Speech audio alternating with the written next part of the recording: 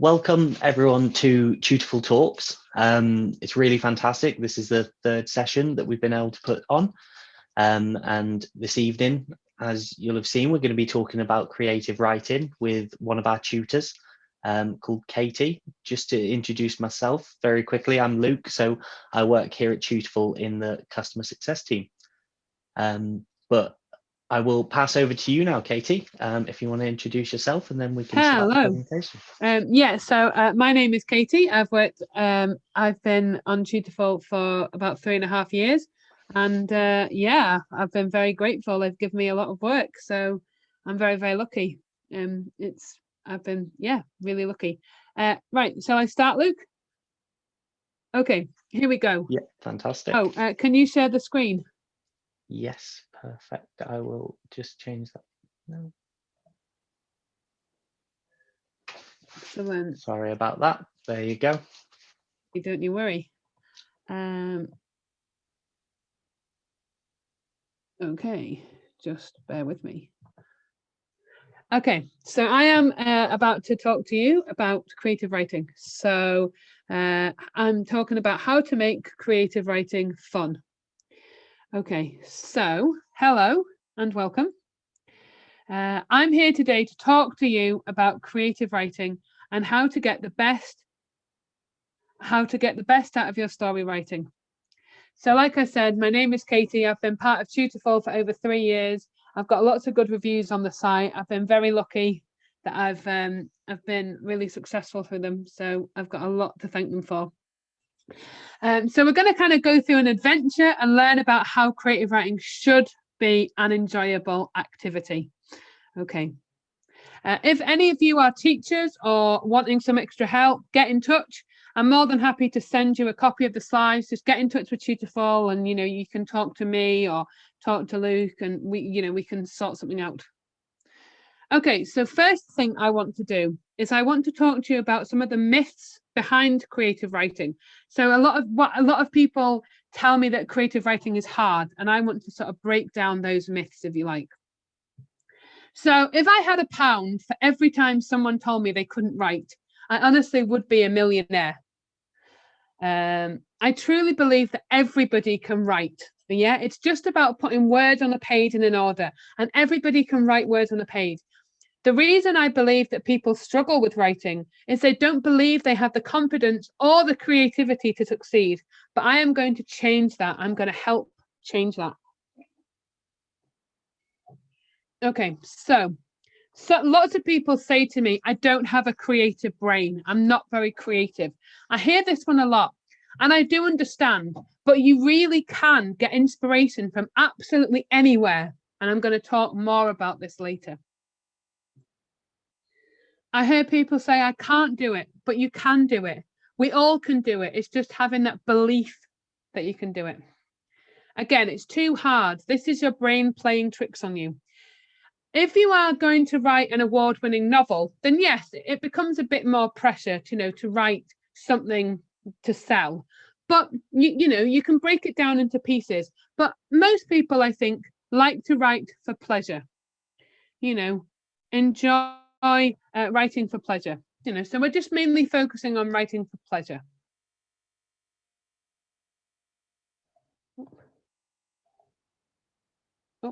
Sorry.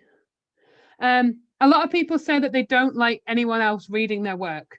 Now, I sometimes have this problem too, but honestly, no one else has to read it if you don't want them to. Don't let that hold you back. There's no requirements. It can literally just be for your eyes only. A lot of people have also told me as well that, that people don't enjoy the GCSE English. And I understand that, because I love the fact that there is creative writing on a GCSE English paper, but I do think it's quite tricky because you have a time limit. And I think this time limit stifles your creativity. It kind of forces you to put it in a box, because you've only got about 5 or 10 minutes to plan a story.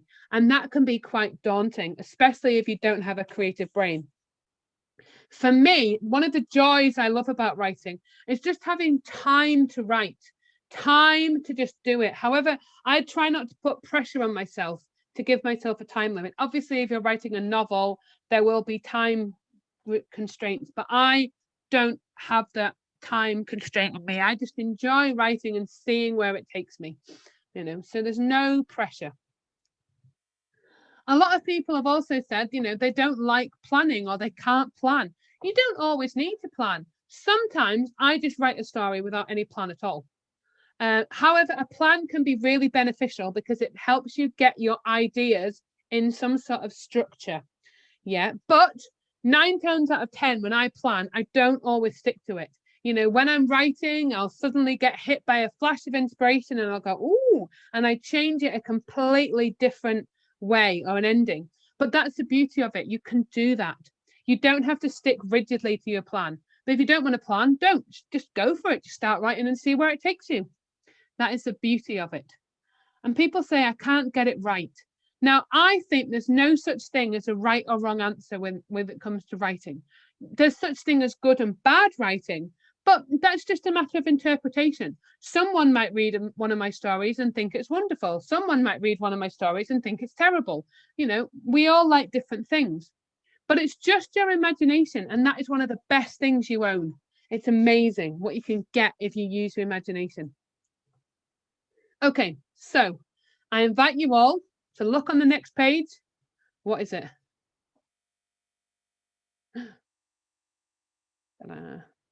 That's right. It's a blank page. We had a blank page. Now, a lot of people see a blank page and they get quite scared because a blank page is very daunting. How do you start? Getting started is often the hardest bit. And I agree, it can be quite overwhelming because there's so many things you could put on the page. But what I see, a blank page is a wonderful opportunity. Think of all the wonderful things you can fill a blank piece of paper with. If you let your imagination flow, the possibilities are endless. And that is so exciting. Whenever I sit down to start a new story, I always feel really excited. What can I create today? Where will my imagination take me? Wonderful. Okay, so we're going to go right back to basics now. And I really do apologize because you probably all already know this, but I'm just reiterating it. Okay, so to write a story, we structure it in 3 ways. So you need a beginning. So this is where you introduce your characters, your setting, and you start to build some tension, some sort of drama. So next, you need a middle. This is where the climax comes to the head, when your reader is captivated by your brilliance and is desperate to read on to find out more. Finally, you need an ending.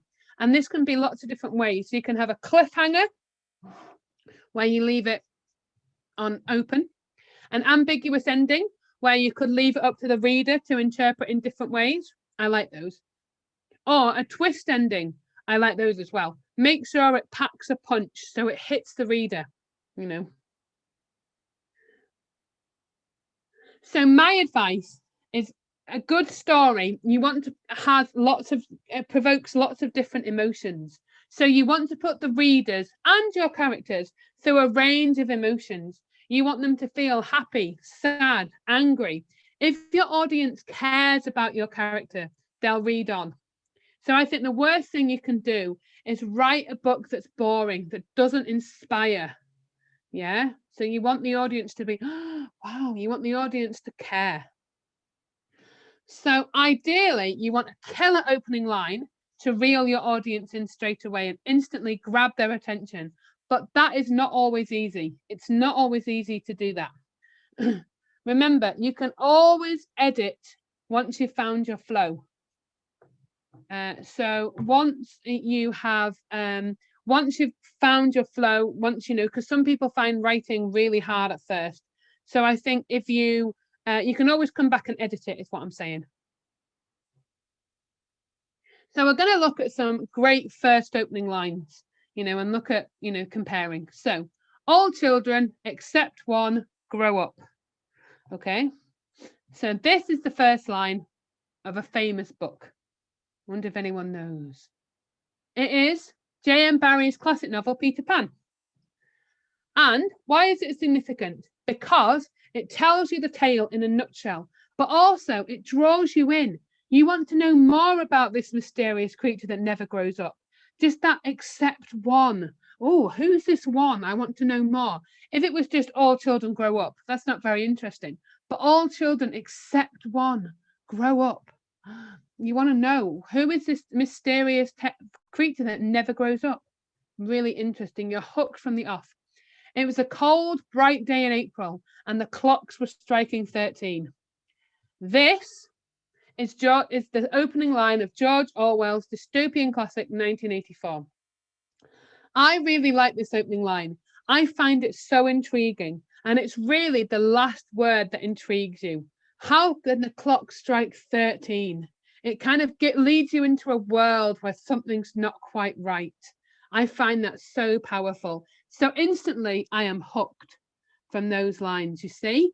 So simple, yet so effective. So as I've said before, if you can write a good opening sentence, you can potentially grip and hook your reader from the off. It's not easy, as I've said. As I said, you always can tweak it, you can change it, especially if you write on your computer like I do. Your first draft is very unlikely to be your last. Okay, now we are going to look at using emotive language. Okay, so this is really important. If you can write emotively, then you can really engage the reader in your story. You really want the reader to care about the characters, as I've said. So this is something that I really like to explore in my writing. I really like putting my characters in tough situations and seeing how they deal with that situation. So I'm not necessarily focusing on the situation, but it's how they deal with the situation, how they cope with it, what's their emotion behind it, how do they deal with it.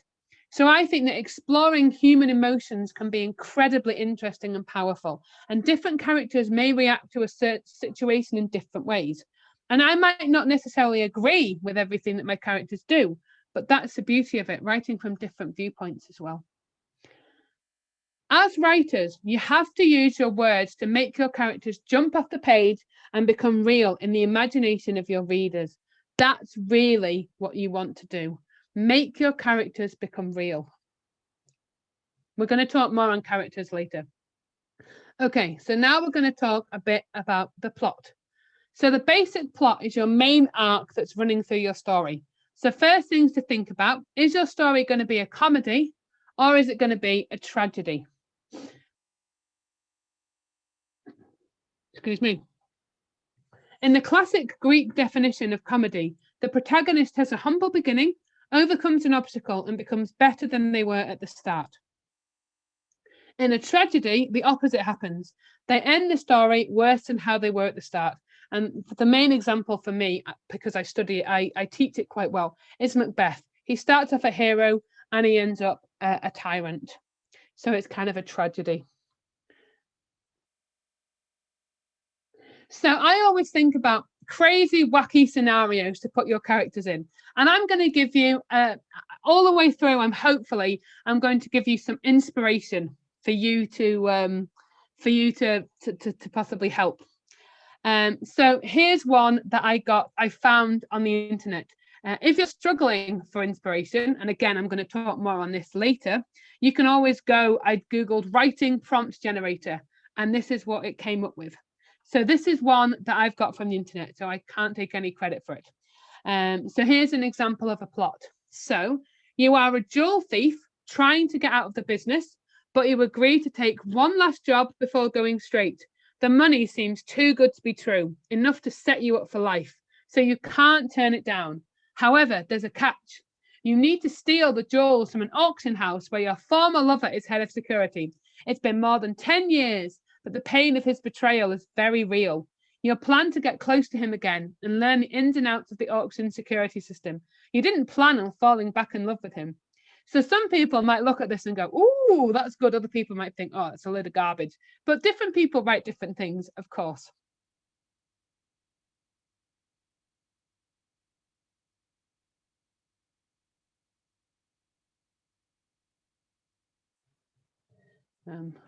Okay. Here is another example. So this is one that I've come up with. So you are a con man who has hurt someone in a botched robbery. You wake up in hospital because you got injured too, and by a complete coincidence, the man in the bed next to you happens to be the victim of your robbery. And you learn this because he tells you the heartbreaking tale of his accident, and you feel so guilty that you determine there and then to give up the life of crime. Apparently, it's a plot of a film, but I literally just pulled this out of my brain one day. So there you go.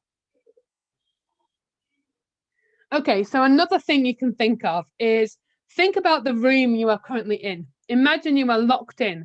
How do you get out? Most creative idea wins.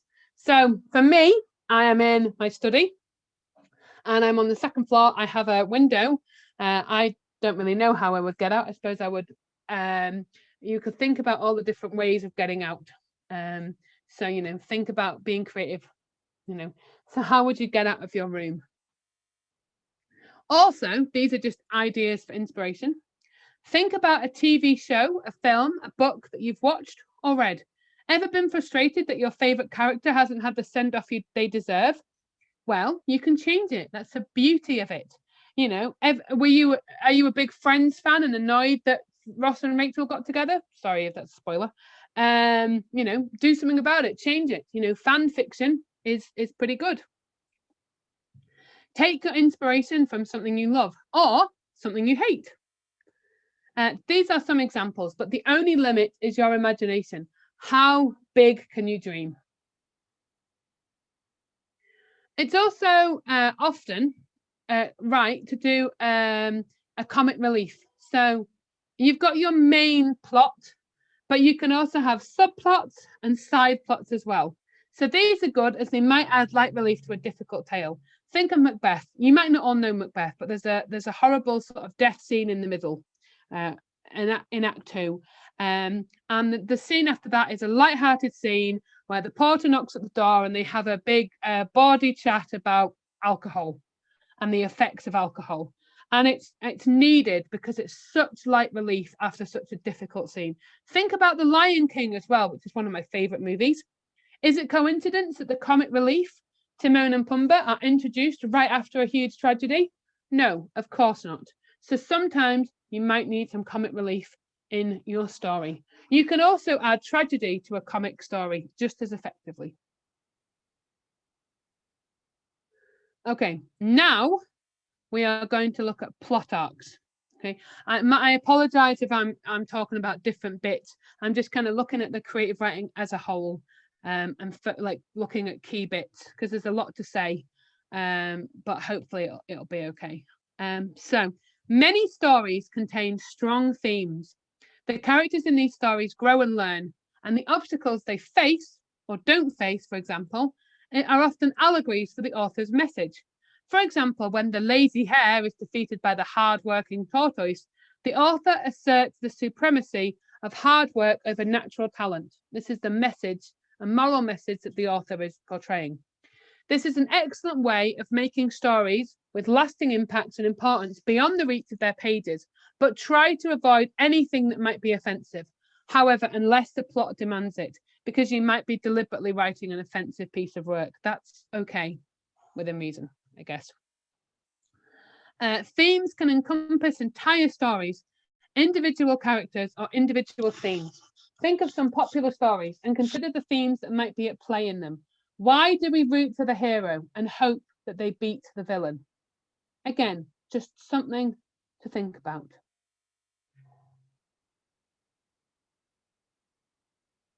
Okay, now we're going to talk a little bit. We've talked a bit about the plot, laying a story out, thinking of key ideas, stuff like that, getting like a plan. Now we're going to talk about the setting. So in some stories, the world the character lives in is almost another character itself. In the epic fantasy novel Lord of the Rings, I mean, it's like a trilogy, but big novel, the reader explores the dark lands of Mordor and contrasts this to the jolly, happy hills and fields of the Shire. And these settings help the reader interact with their characters. And it's totally okay to develop your own fantasy world. I certainly have in my stories before. It's encouraged. Just make sure your setting or settings are relevant to your story and have fun. Okay. So again, now I'm going to focus a little bit on the different types of writing. Okay, so we're looking at descriptive writing now. So ideally, a good story has wonderful description. You can achieve this by using literary devices. So these are the stuff that we kind of learned at GCSE, you know, looking at personification, metaphors, similes, adjectives, etc. So what is the significance of a great descriptive writing? Well, it helps the real reader build up a picture of their character or the place in their mind, and that can be crucial. A common mistake lots of people have is to only think of one sense, what you can see. Good description includes what you can hear, touch, smell, see, and taste. So obviously they won't always be applicable. But you know, when you're thinking about what a character, where a character is, don't just look at what they can see, what they can hear, what they can feel, what they can smell. That way you build it up even more. So I'm going to give you an example of good descriptive writing to help you. So this is an extract from Jamaica In. And for all those that don't know, Jamaica In, an example of Jamaica In is on one of the papers of the GCSE paper. They use an example from this very novel. So you can feel the weather on the page. Here we go. It was a cold grey day in late November. The weather had changed overnight when a backing wind brought a granite sky and a mizzling rain with it. And although it was now only a little after 2 o'clock in the afternoon, the pallor of a winter evening seemed to have closed upon the hills, cloaking them in a mist. Now that makes me feel quite cold. It makes me feel like I definitely don't want to be in there. It's very effective. Which is better? The boy cried loudly, or the boy wailed loudly, his eyes glistening with tears, as he listened to the heartbreaking gulping noise that accompanied each piercing wail. His heart sunk to the depths of despair. The second one is more detailed. Oh, what on earth has happened? Oh, sorry. Good old technology, eh? I don't know what happened. It seemed to have jumped loads of slides. Oh, okay, here we go. Okay, sorry about that, everyone. Okay, so now we're focusing on dialogue. So I use quite a lot of dialogue in my stories. And you know, you don't always have to use them, but I do think dialogue can be important. You know, some stories are very dialogue heavy. That's absolutely acceptable. Some have none at all, also acceptable. But you have to make sure your dialogue flows and is entertaining and relevant to the story. I really don't know what's happening with my slides. It doesn't seem to be working.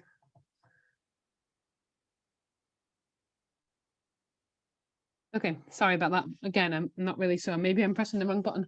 Okay, don't be afraid to use slang or dialect. If that's how your character behaves, use it. If you want to write a character that's very heavily Yorkshire or Cockney, fine, use it and have fun with it. But don't just use page after page of dialogue, as the audience might not be able to tell who is talking. Add some description to it and try and vary your saids. So don't just say said all the time. Another really important thing that I specifically tell a lot of my students is this focuses on show and not tell. So this is such an important thing to be aware of. So the best stories always try to show the action rather than tell. So sometimes you do need to tell. For example, if you're talking about a character's backstory, you know, you might need to tell some information, but try and show as much as you can. So, for example, imagine you're in a film and, you know, there's a film with a car chase, but you're only told there's going to be a car chase. You don't see the car chase. You would be quite frustrated. You would want to see the car chase. Again, it's kind of the same with writing. If I just say, oh, there's a car chase, that's not very interesting. But if I show the car chase in lots of detail, then you get involved. You really, really get involved, and you get interested. So 2 examples. So the man was angry. Okay, it's quite basic. It's all right, but it's a bit dull. You've told me he's angry. You know, you're not getting real emotions here. How can you show me he's angry? What about this? The man banged down his fist on his table aggressively while letting out a pulsating roar that vibrated around the house. See, that's much better. You can build up a character in their heads much more effectively because you're showing he's angry rather than telling me he's angry.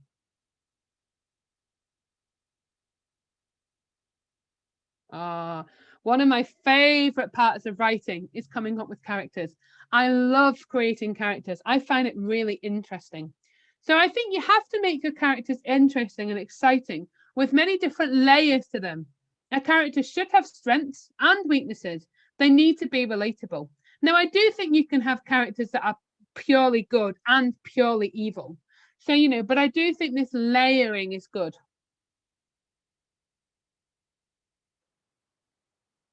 So things to think about with your character personality then. So think about what your characters are like. Take your main character, your protagonist. Is he or she friendly? How do you get that across? Do they have an addictive personality? Show it. Think about using wonderful adjectives to show this. Loyal, friendly, trustworthy, dark, uncaring, unfeeling, aggressive. The possibilities are endless. Now we're going to look as well at the description. So you've got your personality, you've also got your description. So think about what your character looks like. Assuming you aren't writing a picture book, which some of you might, you need to find some way of helping the reader build up a picture of your characters in their mind. For example, are they short, tall, thin, plump, angry yellow scar on their right temple? Do they wear glasses, have a birthmark in an awkward place? All this description can lead to some pretty fun stuff, I think. Okay, I always think it's important, but not essential, for the character to have a backstory. So, you know, to give them a bit more personality, to flesh them out a bit more, to give them a backstory.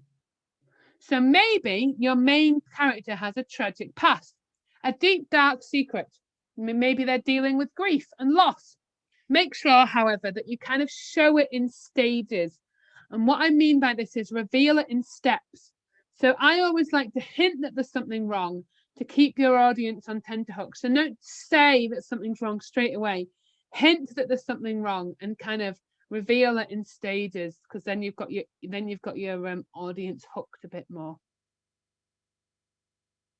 So if you let your audience feel that they are part of the story, if they get involved, they will feel like they personally know the characters. Think of a book like Harry Potter. Some people are so, you know, love these characters. They know them intimately. You know, you can have that with yours. If characters, if audience care, they'll really relate to the characters and they'll get into them, and that's what it should be. I also think it's important to create character relationships, like how a character reacts with other people.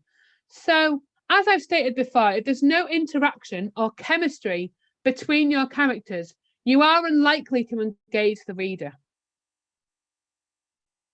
So your protagonist, your main character, is likely to have many different interactions with lots of people. Will your character react differently to different people? You would expect your main character to treat their partner differently to their parents, for example. What if they come across someone they hate, someone they've never met before? How do they react to this?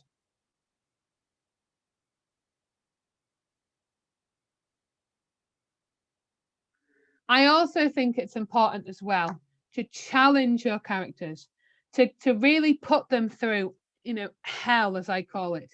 You know, I find this a very emotional and powerful way to correct my characters, to see how they react in a bad situation. I think you definitely need to throw some challenges to your characters. If it's too easy, your reader won't feel that the character has achieved anything. Yeah. And then they won't root for the character. But if it's too hard, you run the risk of breaking the character and the story becomes unrealistic or unfeasible. Now we're going to look at some like extra characters. So you have your main protagonists in your story. You know, your protagonists are usually your hero or heroes. Depending on the genre, you might also have an antagonist. But you also have side characters, and their role is to support your protagonist story in many different ways. Okay, so maybe your main character has a best friend. Maybe they have a rivalry over something, but this is still a supporting character because their importance to the story is defined by their relationship to the protagonist. It's still important to write supporting characters to be as well-rounded as possible to make their relationship to the protagonist important to the reader. For example, a compelling romantic interest is essential to making your audience feel invested in their romantic relationship. If they feel that one of them doesn't quite fit or isn't quite right, they won't see it, they won't buy it. Okay, now before we get on to my favorite part of this, is I'm going to give you some writing tips from me. Okay, so I often carry a notebook or a notepad on your phone to jot down any ideas, because you never know when inspiration will hit you. I often find when I am out, I often get inspiration all the time, especially like characters' names or character description. I can sometimes just be walking along and inspiration hits me.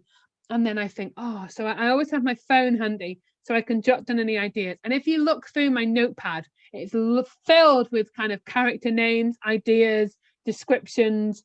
It's, yeah, just full of stuff. So they often say, write what you know.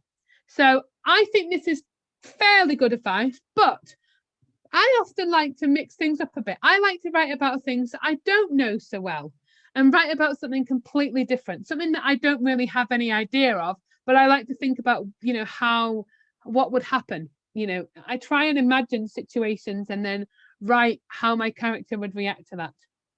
So I think sometimes it can be interesting to mix it up a bit. Research can be important, but it's not always necessary. So you can say like artistic license on a lot of things. So, for example, I sometimes write quite dark stories, and one of the stories I was writing about involved, you know, a character like talking about the death penalty, and it was set in America, and I researched about, you know, what the death penalty was like in the state of Florida where the story was set. But you don't have to go into that much detail. You can always just, you know, make it up. It doesn't have to, I mean, it's often better if it is believable, but it doesn't need to be. I mean, some writers, you know, work put so much thought into research. It's completely up to you. I do some research, I don't do a huge amount. So read extensively. The more you read, the better your inspiration will be. I do find this the case. I often feel more inspired after reading a wonderful story. You know, I love, there's certain characters, and if you really get into the book, you don't want to put it down and you're really gripped by that. I find that really important. You know, I love reading, and I love seeing different characters, and then I think, well, how can I do something similar? Also, when I watch a film as well, I often feel inspired.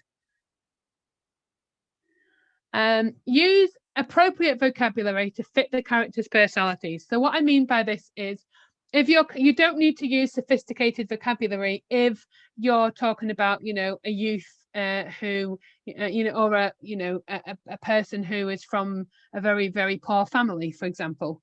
So use appropriate vocabulary to fit the personalities of your characters. Don't be afraid to try. It might not always work, but there's absolutely no harm in trying. What have you got to lose? Absolutely nothing. If it doesn't work, you can always scribble it out and start again. Don't be afraid. Anyone can write. If you're feeling really brave, you can read your story out loud to someone. I always do this. I read my stories out to my husband, and I think it's a great way of checking through your work, because it's really good, because it makes you focus on every single word. you know, and then I notice mistakes quite a bit. Believe in yourself. Everybody can write.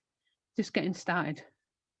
Okay, now I've got some writing tips from the professionals, people who are much better than me at writing, though I guess writing's subjective. So Richard Price, he's an author from New York. He suggests that his students find a photo of a family member at least 1 year before the student was born. Then think about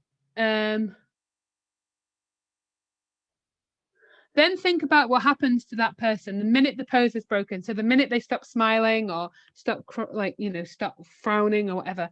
Where do they go? What do they do? I find this quite interesting because I love looking at old family photos. You know, I'm big on taking photos and I love looking at photos before I was born. So I would find that very interesting. Again, this is good inspiration. Toni Morrison, she's a famous writer and a poet. She suggests focusing on having a dedicated workspace. And if you're suffering from writer's block, mix it up a bit. This is something that I really like. I often write at my desk, either here or I sit on the sofa and I write, but I often like going to coffee shops. I find coffee shops really fun to write in. And if I am struggling a bit with writer's block, I will get out the house and sometimes finding a new perspective changes that. Edith Cannon regularly sets herself assignments to complete. Write an unlikable character that becomes likable at the end, or write a story where a pair of socks takes on a large emotional importance. Again, bit of fun. So I got all this from this little book here. It is called Writer's Block, right? And it is wonderful. I think there's something like 800 pages of inspiration. So you either have so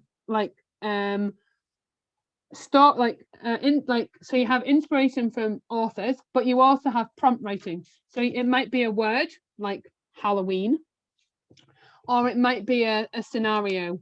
Write about a parent trying to explain the facts of life to his or her child, or something like trace the journey of a $5 bill through the lives of 5 different owners. What was exchanged during the transactions? How much or how little did the transaction mean to each of these people involved? It's £8, I think, on Amazon, and it is amazing. I recommend it to everybody. So good. Okay, so now is how do you get inspiration? People ask me this. I honestly think you can get inspiration from absolutely anywhere. And I genuinely mean this. I took a walk the other day. I quite like going for a walk, and a car drove past. And I thought, oh, who's driving that car? Where were they going? Did they have a family? What was their favourite food? And suddenly you have a character and part of a story. It's that easy. Some people walk past you. Oh, who are they? What is their relationship with each other? You know, you can get inspiration from anywhere. Watching TV. If you're struggling for inspiration, my advice would be take a walk around, see what you can see, describe it. Hey, and congratulations, you have some inspiration. And it really can be this simple. Okay, so now what we are going to do, well, I'm going to do a little bit of, I say audience participation. You don't have to get involved if you don't want to, or you don't have to share your ideas with me, okay? But I would advise you, if you all have a piece of paper or a pen or your phone or something, I'm going to give you this prompt picture. Now, you don't have to do anything with this. You absolutely don't have to. But I want you just to take a second and look at this picture, okay?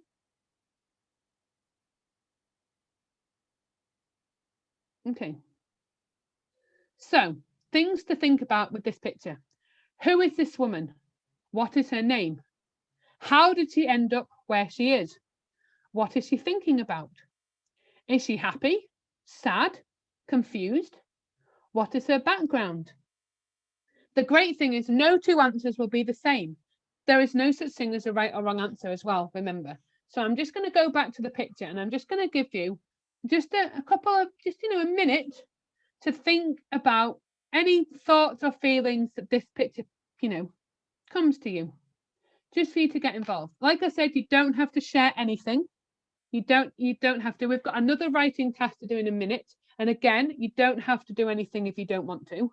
It's just maybe a way of getting some inspiration down, or some, getting some thoughts. So I'm just going to shut up for a minute, and I'm just going to give you some time to write some, if you want to, no pressure, to write down some ideas about this person.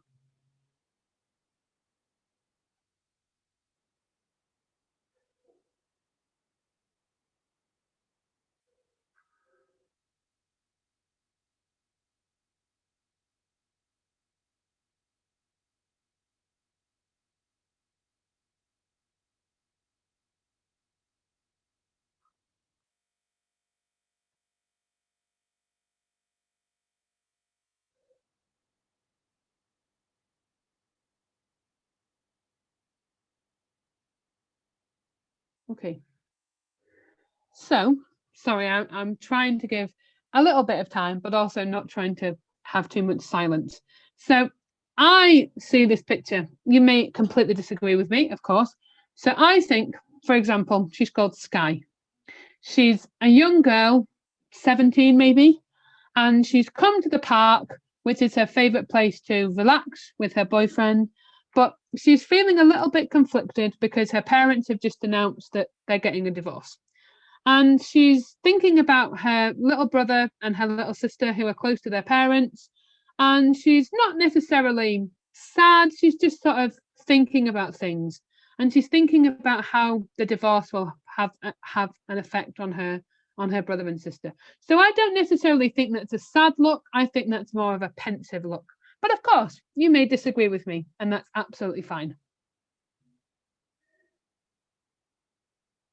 So another writing task I'm going to think about setting you.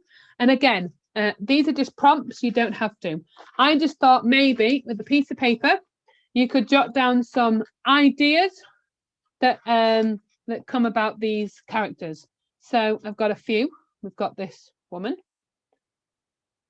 whoever these two are. So, you might see these characters, they might prompt something. I think this guy in the bottom here looks quite sad. I wonder why he looks sad. I don't know. These are just some examples. So I find pictures can be really good for inspiration. I've also got some more.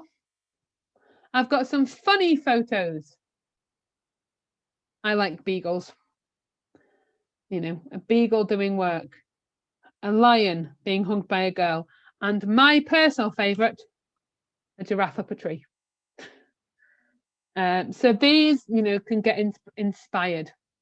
So if you want, we can just take a couple of minutes now to create a character. So it can be based on anything, but you can use the pictures to help you. I also have a little game we can play that I also sometimes use for inspiration. So in this bowl, I have got some pieces of paper with adjectives written on them. So I sometimes pick an adjective. So my character is going to be brave. My character is going to be ugly. Oops. And my character is going to be poor. So I have picked 3 adjectives at random from my bowl. And now I'm going to create a character next time I write who is ugly, poor, and brave. And that's another way you can get inspiration. And I have actually used this method with a few of my writing. So you don't have to write down any ideas, but I just thought, you could share. You don't, again, you really don't have to share anything with me. It's totally up to you. Just if you feel comfortable discussing your characters or anything, feel free. It's impossible to be wrong. So we might all have different interpretations of a character. This is something we can maybe do after the Q&A or whatever. It's just a thought. We don't actually have to do it. But it's just these might be prompts that you can use to inspire you. And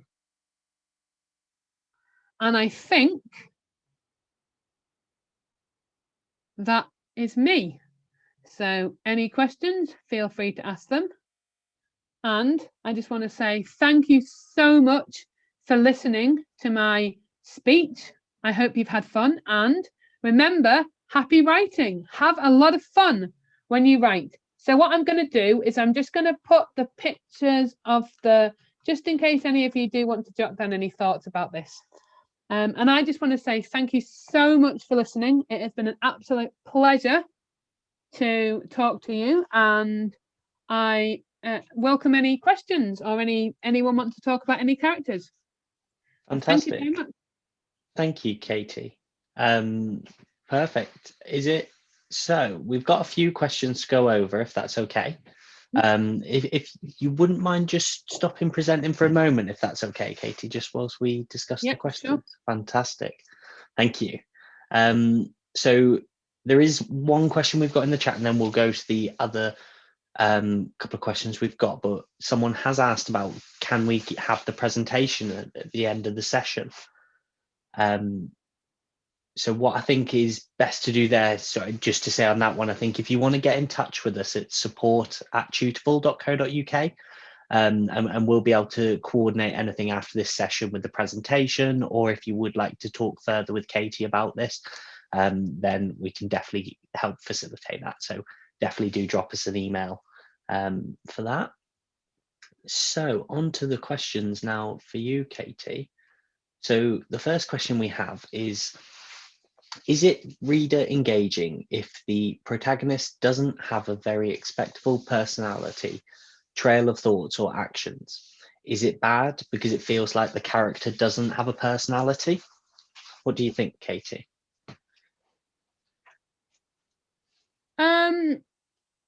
I don't know. I personally think it's kind of bad if the character doesn't have a personality. That's my opinion. So I think that a good character needs to have some sort of personality, actions. So I don't think it's particularly engaging, but that's just my opinion. Of course, you can all disagree with me, but I think personally, I think a character needs to have some sort of personality. Definitely. I hope that's answered that. Fantastic. No, I think that's right. But I guess it could be a very subdued personality, or it could be that they're a very I suppose if they're shy, distant that's okay, person. Yeah, that could be intriguing because then you want to know more. Yeah. So I think not necessarily, you don't have to have like an outgoing, out there personality. They could be shy, but that could be even more intriguing because you've got you've grabbed the reader in that way. Definitely. Fantastic. And we have another question here. So I used to enjoy creative writing, but this was at a time when I was reading a lot. Does reading fiction or non-fiction books help with your writing? Definitely. And I did bring this up when I was talking. Yeah, I definitely think that reading does help. It's not, I don't, I know a lot of people, especially, in the when you're adults and everything, you don't have time to read. And I admit I don't read as much as I used to. I just don't always find the time. But so reading does inspire me, but it's not my only source of inspiration. Like I said, I went out for a walk the other day and just pulled out inspiration right there and then. I think I have quite a good creative brain and I can get inspiration from a lot of things, but reading definitely does help me. But if you don't read a lot, that shouldn't hold you back. You can write whatever.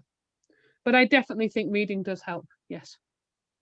Yeah, no, definitely. I think it is, like you say, finding inspiration anywhere is always good. So I guess reading is definitely just a good source for that. Fantastic. Sorry, I was just going to say, I'll give everyone just another moment to pop in any further questions or anything they have today. Or if there were any character things you wanted to post for Katy to discuss, then definitely feel free to pop them in. Oh, I've just got one. Fantastic. So this is someone asking, would you recommend any companies to print individual copies of storybooks for personal pleasure? Also, what advice would you give to people who want to publish their books? Okay, so I do have this. It's not in date, So what I am going to do over the next couple of days, as you can tell, it's like severely out of date, but I have this, it's called the Writers and Artists Yearbook, and it has a list of basically all the publishing agents in the UK and agencies and everything. So what I do, because I have considered publishing my books. It's been a hard process, but it takes time to do it. So my advice would be buy this. I can't think of any particular publishers off the top of my head. It really does depend on the genre that you're looking for, because some are very specific. If you write contemporary fiction, that's kind of my area. Like I said, I can't think off the top of my head, but if you maybe contact me later, I might be able to give you some names of publishers. Advice for publishing: definitely get it proofread. Definitely read it out loud. Definitely get somebody else to read it through. So I have sent there's one that I'm working on at the moment that I am trying to get published. I've sent it to a few friends who've read it and given me feedback on it. As I've said before, one of my worries is sometimes putting my work out there, which is something I discussed at the start. And it's not easy, but I think if you give it to friends to read, then you'll get some feedback. So I definitely think, because then you get a wide range of opinions, because like I said, writing is subjective. Some people love it, some people will hate it. You're never going to find someone who agrees on everything. We all have different genres. So my advice is proofread it yourself or read it out loud, like I do with all my stories. Get somebody to double check it and send it to a few really trusted friends who are going to give you feedback. Actually, what I did with one of my stories is I actually sent it out to a bunch of strangers and then got feedback. There's a group that I'm on Facebook, and I just sent it out, and some of them gave me really good feedback. So I suppose you don't necessarily have to give it to someone you know, but that would be my advice. Regarding to the actual publishing, just send it off. You don't have to use an agent. I never have, but just send it off and see what happens. You never know. But most people will get rejected at least once. That's when you know you're a success. Yeah, absolutely. I think that's definitely the key thing. I had my first rejection email, and I thought I would be really bad with rejection, but actually I was like, I've made it as an author, because every author worth his salt has been rejected at least once. Yeah, absolutely. Don't be afraid of it. It's definitely how you kind of bounce back from that, isn't it? And just because one publisher didn't like it doesn't mean that another publisher isn't going to see something that you've seen. So exactly, that's absolutely right. Yeah. Fantastic. Well, I think we've managed to answer everything there. If anybody has any character things that they want to share or any ideas, feel free, to put it down. If any of you have any information, you could send it over to me. I'd love to hear what some of your, if you've managed to create any interesting characters or settings, please get in touch, because I'd love to hear what you said. Yeah, definitely. So really interesting. I think if obviously feel free to pop it in the chat now. But if not, then like I say, if you do want to get in touch, then definitely email us at support@tutorful.co.uk, and we'll be able to put you in touch. Yes. It's been an absolute ball. Thank you very much to everyone that's got involved. It's meant the world to me to see so many people turn out. Thank you so much. Absolutely. Yes, definitely. I do. Thank you to everyone who's come along this evening. Hopefully you've gone away and got lots of different ideas for your own writing. And especially thank you to Katy, just for putting this session on for us this evening. An absolute pleasure, Luke. Thank you so much. I've loved it. No problem. It's been brilliant. Perfect. Well, so if anybody has anything else, we've still got another. Sorry, Luke, I'm taking over your job. No, that's okay. I think what we'll do, we'll probably call it a day there now. Okay. And then what we can do is, if anybody does want to get in touch, then definitely email us, and we can go from there. Okay. All right. Well, thank you so much. It's been great. Perfect. Have a nice evening, everybody. Everyone. Thank you. Bye. Bye.